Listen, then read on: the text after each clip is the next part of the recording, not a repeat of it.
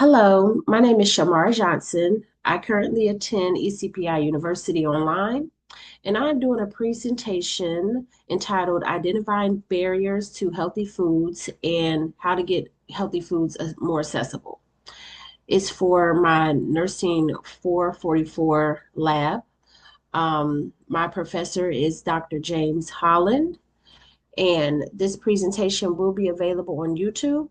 And then we'll have 5 questions that are going to be available just to make sure that the information is obtained. So I'm going to share my screen so that way I can pull the PowerPoint up. Here we go.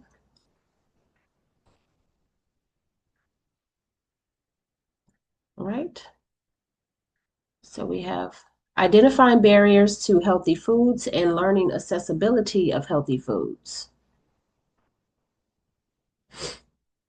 Okay, so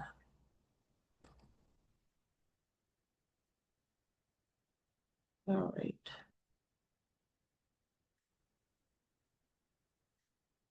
Let's go to our next slide.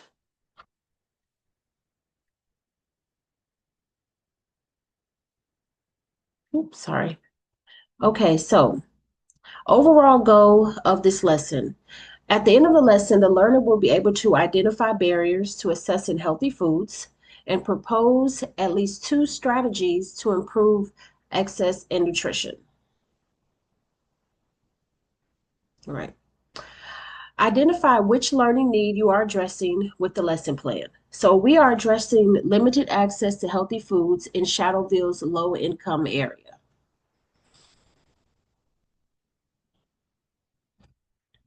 The specific target audience is going to be adults and teenagers in Shadowville's low-income area in South Downtown.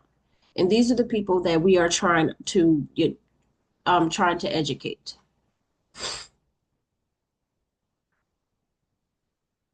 All right. Objective 1.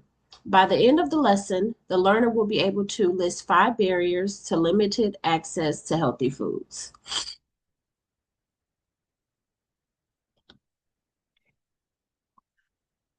Content outline 1.1. What are common barriers that limit access to healthy foods? Our economic barriers. Our economic barriers, such as healthy foods, are more expensive than processed foods. You know, going to the grocery store, fresh fruits and vegetables are more expensive than canned fruits and vegetables. And so that is considered an economic barrier. Geographic barriers, living in areas where grocery stores and fresh markets are scarce. Not every area, such as Shadowville's low income downtown, South Downtown, does not have fresh food markets. And so that is a geographic barrier. Transportation, having access, bus routes, transportation, Uber, Lyft, I mean, even somebody that can take you to a fresh food market are scarce in some areas. Knowledge and education. Not everyone knows about healthy food choices. Not everybody knows about how to meal plan. Not everybody knows different cooking techniques that they can still, they can use that is beneficial to obtaining healthy foods. And then you have cultural and social barriers, dietary restrictions, cultural food preferences, or social norms that limit access or consumption of certain healthy foods. Okay. So now we're moving to objective 2.0. At the end of this lesson, the learner will be able to explain or describe 2 realistic strategies to improve access to nutritious foods. Wait. Strategies to improve access to nutritious foods 2.1. Community food programs. There are local food pantries, farmers markets, gardens, food co-ops, which are like churches and places that give food away, fruits and vegetables. And so these are some of the things that we want to remember when we're educating about places that you can go to get access to healthy foods. Strategies to improve access to nutritious foods. 2.2, personal household strategies. You can meal plan. You can budget for healthy foods. You can grow a small indoor or backyard garden, which is really cost effective. You go to the store, you buy seeds, for your lettuce and tomatoes and cucumbers, watermelon, and then you grow your own garden. Small grocery store shopping, buy in season bulks, buy frozen, so that way it can be stored away and thawed when necessary.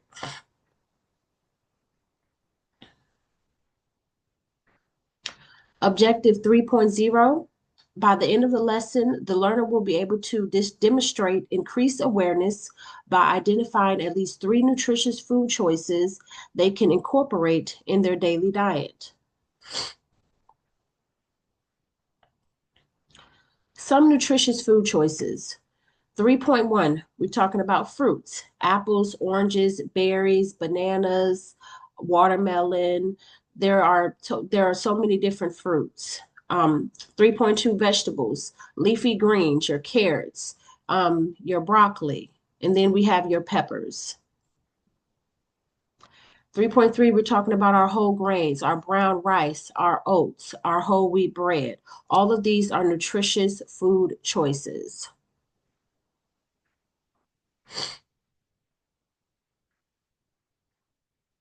And then we have some references. We have the CDC, which has information on healthy food environments. We have Feeding America, Hunger in America. Feeding America is a great, great resource to places that people can go to get healthy food. U.S. Department of Agriculture, What is My Plate? My Plate is a resource that tells you exactly how much fruits, vegetables, whole grains that you should incorporate in your diet. It even talks about your meats, your proteins, your fish, salmon. Um, and then we have a resource, food insecurity, neighborhood food environment, and health disparities, state of science research gaps and opportunities. When I went up here, this is actually the website that told me a little bit about the gardening and how to incorporate indoor garden using a container or even backyard. Um, and then we have increasing access to healthy foods through empowering food environment, a review of mixed methods, intervention studies with residents of low income communities.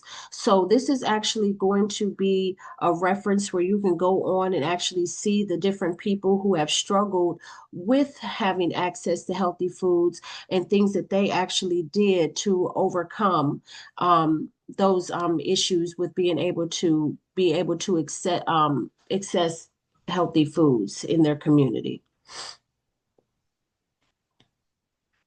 And then this is the link to the online quiz. It's actually going to be posted under the YouTube video as well.